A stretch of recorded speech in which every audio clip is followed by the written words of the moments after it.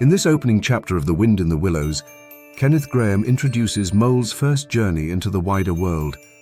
A sunlit river, a picnic by the water, and the beginning of one of literature's most beloved friendships. Welcome to Chapter Breaks, short literary escapes, classic audio pills for your commute, bedtime unwind, or a break anytime. At Chapter Breaks, we carefully select and curate iconic passages from classic novels, scenes that are powerful, memorable, reflective, and a joy to listen to.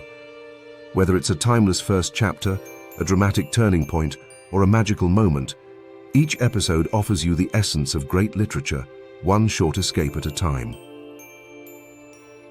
If you enjoy these quiet literary escapes, subscribe and return each week for a new episode. This chapter break is The Wind in the Willows by Kenneth Grahame, 1908. Chapter 1. The Riverbank. A spring morning that changes everything. A brief introduction before listening to the chapter. Tired of spring cleaning and stirred by an irresistible call from the world above, Mole abandons his underground home and emerges into the sunshine of a beautiful English spring. What begins as a simple walk through meadows and hedgerows soon becomes a journey into a new and enchanting world. Along the banks of a sparkling river, Mole encounters the cheerful and wise water rat, whose love for life on the water is infectious. Together they drift through peaceful backwaters, share a memorable riverside picnic, and discover the simple pleasures of friendship, adventure, and being fully present in the beauty of the natural world. With its lyrical descriptions, gentle humor, and deep affection for the English countryside, The Wind in the Willows has captivated readers for more than a century. In this beloved opening chapter, Kenneth Grahame creates a world where rivers speak, seasons beckon, and even the smallest adventure feels magical. This episode captures the novel at its most welcoming and idyllic, a celebration of spring, curiosity, friendship, and the joy of discovering new horizons. We are about to leave the burrow and follow the river wherever it may lead. Now let's open the page together. Your chapter break begins now.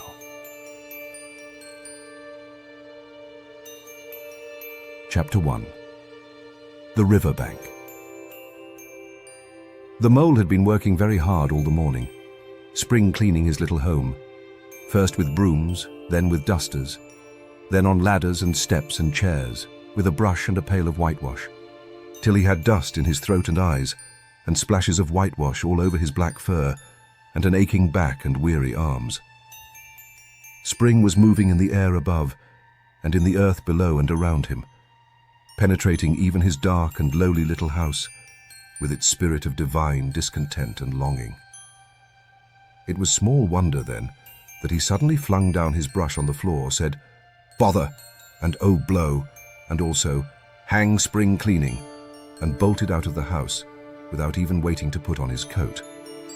Something up above was calling him imperiously, and he made for the steep little tunnel which answered in his case to the gravelled carriage drive owned by animals whose residences are nearer to the sun and air.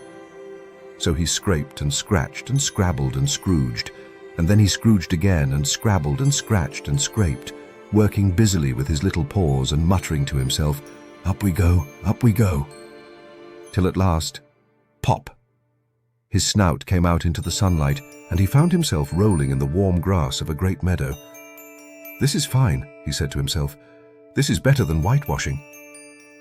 The sunshine struck hot on his fur, soft breezes caressed his heated brow, and after the seclusion of the cellarage he had lived in so long, the carol of happy birds fell on his dulled hearing, almost like a shout.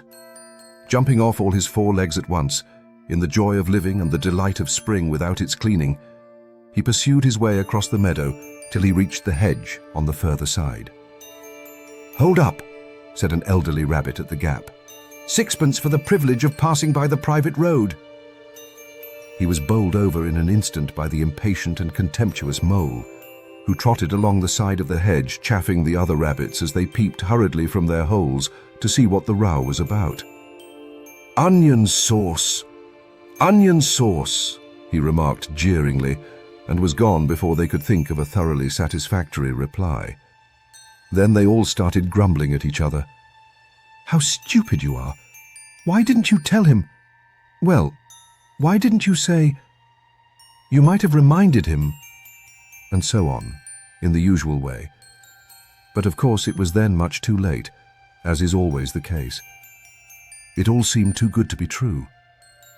Hither and thither through the meadows he rambled busily, along the hedgerows, across the copses, finding everywhere birds building, flowers budding, leaves thrusting, everything happy and progressive and occupied. And instead of having an uneasy conscience pricking him and whispering, "Whitewash," he somehow could only feel how jolly it was to be the only idle dog among all these busy citizens. After all, the best part of a holiday is perhaps not so much to be resting yourself as to see all the other fellows busy working. He thought his happiness was complete when, as he meandered aimlessly along, suddenly he stood by the edge of a full-fed river. Never in his life had he seen a river before, this sleek, sinuous, full-bodied animal, chasing and chuckling, gripping things with a gurgle and leaving them with a laugh, to fling itself on fresh playmates that shook themselves free and were caught and held again. All was a shake and a shiver, glints and gleams and sparkles, rustle and swirl, chatter and bubble. The mole was bewitched, entranced, fascinated. By the side of the river, he trotted as one trots, when very small, by the side of a man who holds one spellbound by exciting stories. And when tired at last, he sat on the bank, while the river still chattered on to him, a babbling procession of the best stories in the world, sent from the heart of the earth to be told at last to the insatiable sea. As he sat on the grass and looked across the river, a dark hole in the bank opposite, just above the water's edge, caught his eye, and dreamily he fell to considering what a nice, snug dwelling place it would make for an animal with few wants and fond of a bijou riverside residence, above flood level and remote from noise and dust. As he gazed, something bright and small seemed to twinkle down in the heart of it, vanished, then twinkled once more like a tiny star.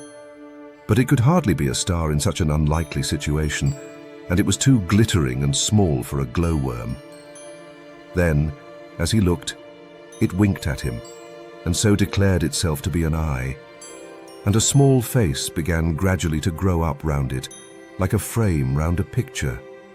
A brown little face with whiskers, a grave round face with the same twinkle in its eye that had first attracted his notice, small neat ears and thick silky hair. It was the water rat. Then the two animals stood and regarded each other cautiously. "Hello, mole," said the water rat. "Hello, rat," said the mole. "Would you like to come over?" inquired the rat presently. "Oh, it's all very well to talk," said the mole rather pettishly, he being new to a river and riverside life and its ways. The rat said nothing, but stooped and unfastened a rope and hauled on it, then lightly stepped into a little boat which the mole had not observed. It was painted blue outside and white within, and was just the size for two animals, and the mole's whole heart went out to it at once, even though he did not yet fully understand its uses. The rat sculled smartly across and made fast. Then he held up his forepaw as the mole stepped gingerly down. "Lean on that," he said. "Now then, step lively." And the mole, to his surprise and rapture, found himself actually seated in the stern of a real boat. "This has been a wonderful day," said he, as the rat shoved off and took to the sculls again.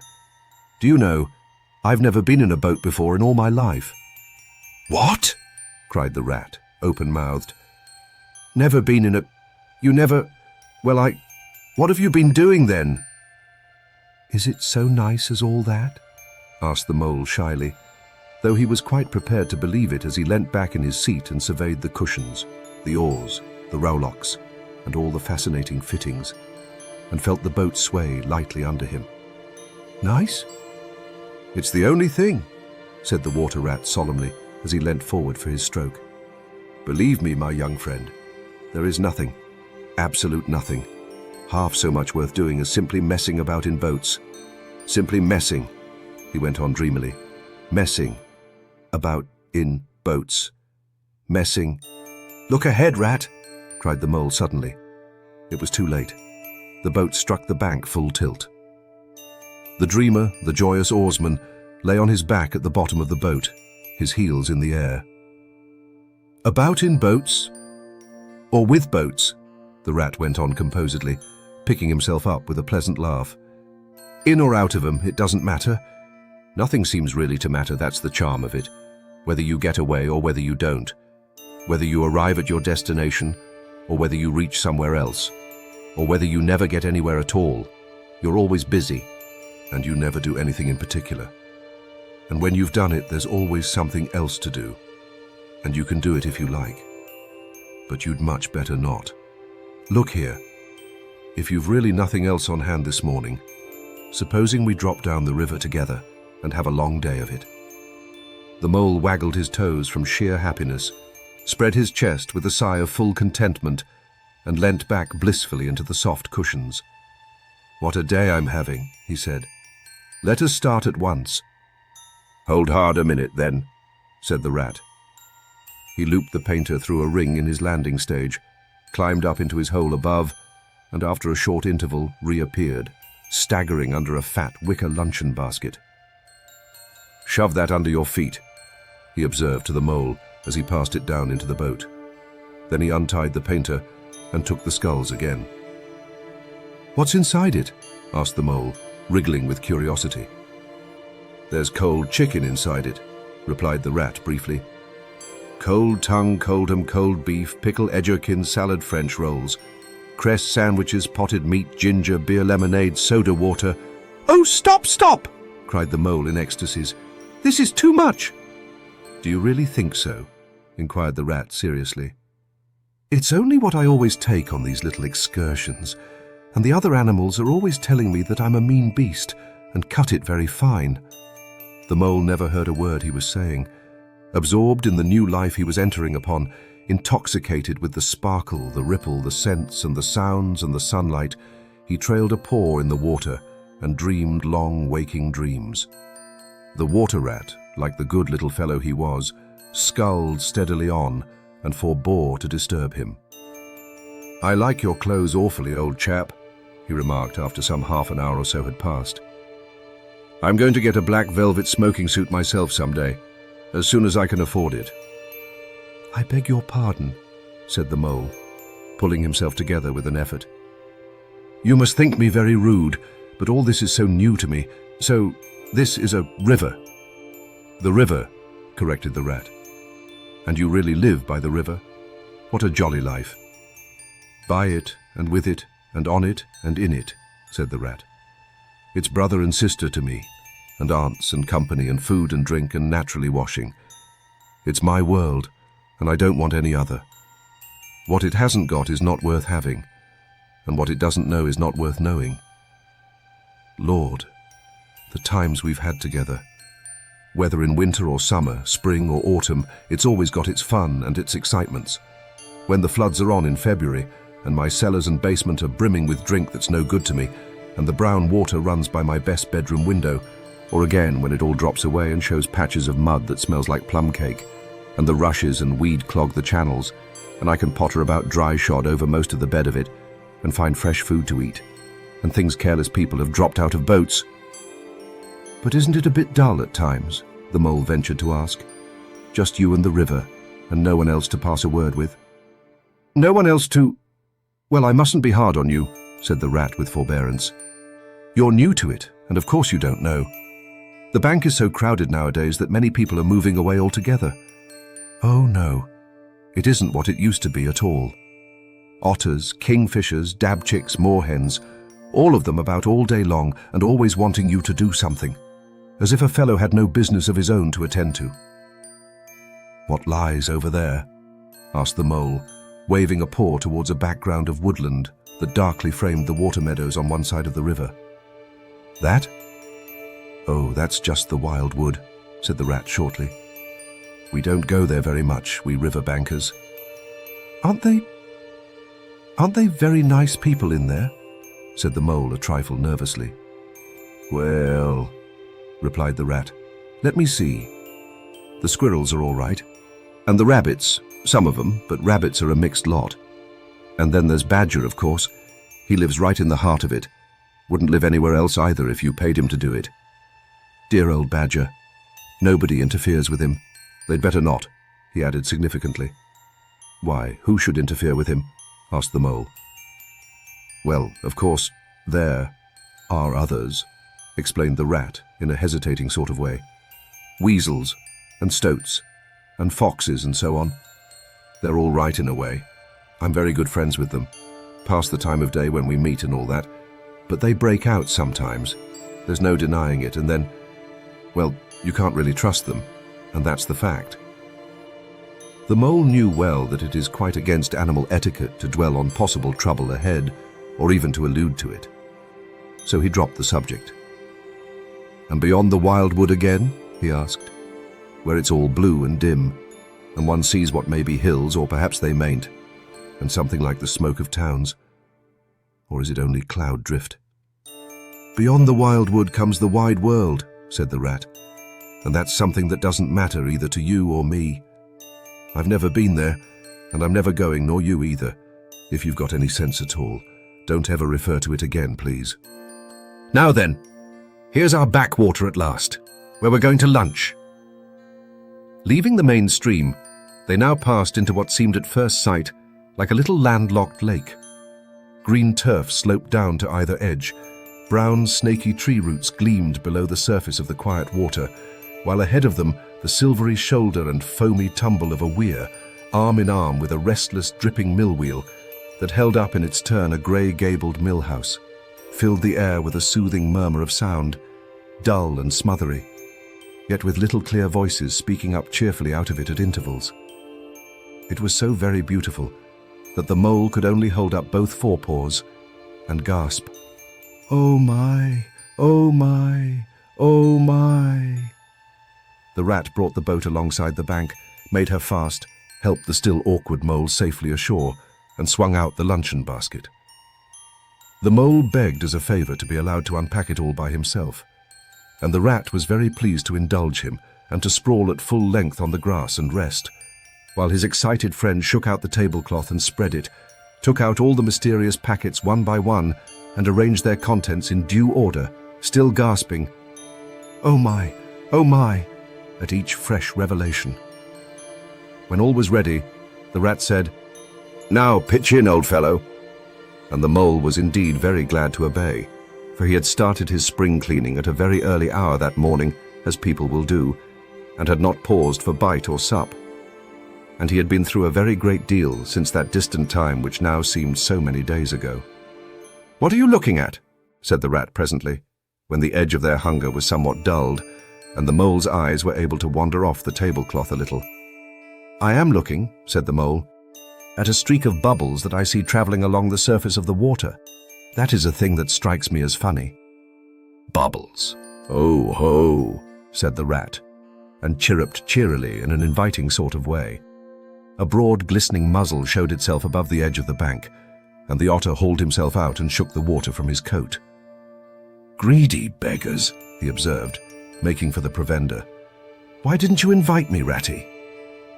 "This was an impromptu affair," explained the rat. "By the way, my friend Mr. Mole." "Proud, I'm sure," said the otter, and the two animals were friends forthwith. "Such a rumpus everywhere," continued the otter. "All the world seems out on the river today. I came up this backwater to try and get a moment's peace, and then stumble upon you fellows. At least, I beg pardon. I don't exactly mean that, you know." There was a rustle behind them, proceeding from a hedge wherein last year's leaves still clung thick, and a stripy head with high shoulders behind it peered forth on them. "Come on, old badger!" shouted the rat. The badger trotted forward a pace or two, then grunted, Company," and turned his back and disappeared from view. "That's just the sort of fellow he is," observed the disappointed rat. "Simply hates society. Now we shan't see any more of him today. Well, tell us, who's out on the river?" "Toad's out for one," replied the otter, "in his brand new wager boat. New togs, new everything." The two animals looked at each other and laughed. "Once it was nothing but sailing," said the rat. "Then he tired of that and took to punting. Nothing would please him but to punt all day and every day, and a nice mess he made of it. Last year it was houseboating, and we all had to go and stay with him in his houseboat and pretend we liked it. He was going to spend the rest of his life in a houseboat. It's all the same, whatever he takes up. He gets tired of it and starts on something fresh." "Such a good fellow too," remarked the otter reflectively, "but no stability, especially in a boat." From where they sat, they could get a glimpse of the main stream across the island that separated them, and just then a wager boat flashed into view. The rower, a short, stout figure, splashing badly and rolling a good deal, but working his hardest. The rat stood up and hailed him, but Toad, for it was he, shook his head and settled sternly to his work. "He'll be out of the boat in a minute if he rolls like that," said the rat, sitting down again. "Of course he will," chuckled the otter. "Did I ever tell you that good story about Toad and the lockkeeper? It happened this way. Toad, an errant mayfly, swerved unsteadily athwart the current in the intoxicated fashion affected by young bloods of mayflies seeing life. A swirl of water and a kloop, and the mayfly was visible no more. Neither was the otter. The mole looked down. The voice was still in his ears, but the turf whereon he had sprawled was clearly vacant. Not an otter to be seen as far as the distant horizon. But again there was a streak of bubbles on the surface of the river. The rat hummed a tune, and the mole recollected that animal etiquette forbade any sort of comment on the sudden disappearance of one's friends at any moment, for any reason or no reason whatever. "Well, well," said the rat, "I suppose we ought to be moving. I wonder which of us had better pack the luncheon basket." He did not speak, as if he was frightfully eager for the treat. "Oh, please let me," said the mole. So, of course, the rat let him. Packing the basket was not quite such pleasant work as unpacking the basket. It never is. But the mole was bent on enjoying everything, and although just when he had got the basket packed and strapped up tightly, he saw a plate staring up at him from the grass, and when the job had been done again, the rat pointed out a fork which anybody ought to have seen, and last of all, behold, the mustard pot, which he had been sitting on without knowing it. Still, somehow the thing got finished at last, without much loss of temper. The afternoon sun was getting low as the rat sculled gently homewards in a dreamy mood, murmuring poetry things over to himself and not paying much attention to Mole. But the mole was very full of lunch and self-satisfaction and pride, and already quite at home in a boat, so he thought, and was getting a bit restless besides. And presently he said, "Ratty, please, I want to row now." The rat shook his head with a smile. "Not yet, my young friend," he said. "Wait till you've had a few lessons. It's not so easy as it looks." The mole was quiet for a minute or two, but he began to feel more and more jealous of Rat, sculling so strongly and so easily along, and his pride began to whisper that he could do it every bit as well. He jumped up and seized the sculls so suddenly that the rat, who was gazing out over the water and saying more poetry things to himself, was taken by surprise and fell backwards off his seat with his legs in the air for the second time, while the triumphant mole took his place and grabbed the sculls with entire confidence. "Stop it, you silly ass!" cried the rat from the bottom of the boat.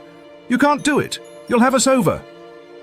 The mole flung his sculls back with a flourish and made a great dig at the water.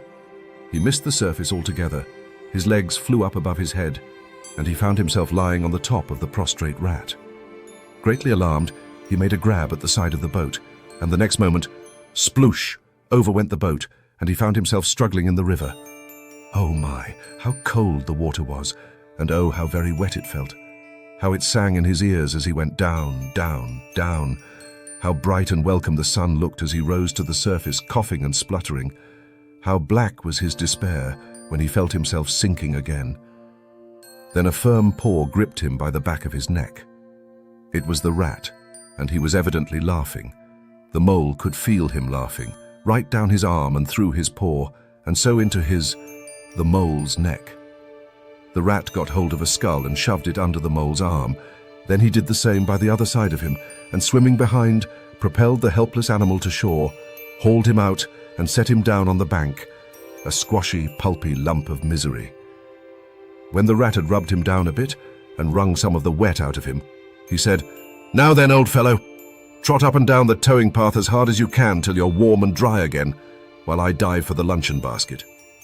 So the dismal mole, wet without and ashamed within, trotted about till he was fairly dry, while the rat plunged into the water again, recovered the boat, righted her and made her fast, fetched his floating property to shore by degrees, and finally dived successfully for the luncheon basket and struggled to land with it. When all was ready for a start once more, the mole, limp and dejected, took his seat in the stern of the boat, and as they set off, he said in a low voice broken with emotion, "Ratty, my generous friend, I am very sorry indeed for my foolish and ungrateful conduct. My heart quite fails me when I think how I might have lost that beautiful luncheon basket. Indeed, I have been a complete ass, and I know it. Will you overlook it this once and forgive me, and let things go on as before?" "That's all right, bless you," responded the rat cheerily. "What's a little wet to a water rat? I'm more in the water than out of it most days. Don't you think any more about it?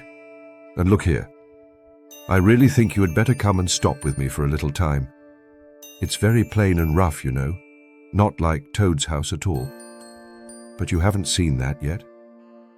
Still, I can make you comfortable, and I'll teach you to row and to swim, and you'll soon be as handy on the water as any of us." The mole was so touched by his kind manner of speaking that he could find no voice to answer him, and he had to brush away a tear or two with the back of his paw. But the rat kindly looked in another direction, and presently the mole's spirits revived again, and he was even able to give some straight back talk to a couple of moorhens who were sniggering to each other about his bedraggled appearance. When they got home, the rat made a bright fire in the parlour and planted the mole in an armchair in front of it, having fetched down a dressing gown and slippers for him, and told him river stories till supper time. Very thrilling stories they were too, to an earth-dwelling animal like mole. Stories about weirs and sudden floods, and leaping pike, and steamers that flung hard bottles. At least bottles were certainly flung, and from steamers, so presumably by them, and about herons, and how particular they were whom they spoke to, and about adventures down drains and night fishings with otter, or excursions far afield with badger. Supper was a most cheerful meal, but very shortly afterwards a terribly sleepy mole had to be escorted upstairs by his considerate host to the best bedroom, where he soon laid his head on his pillow in great peace and contentment, knowing that his newfound friend, the river, was lapping the sill of his window.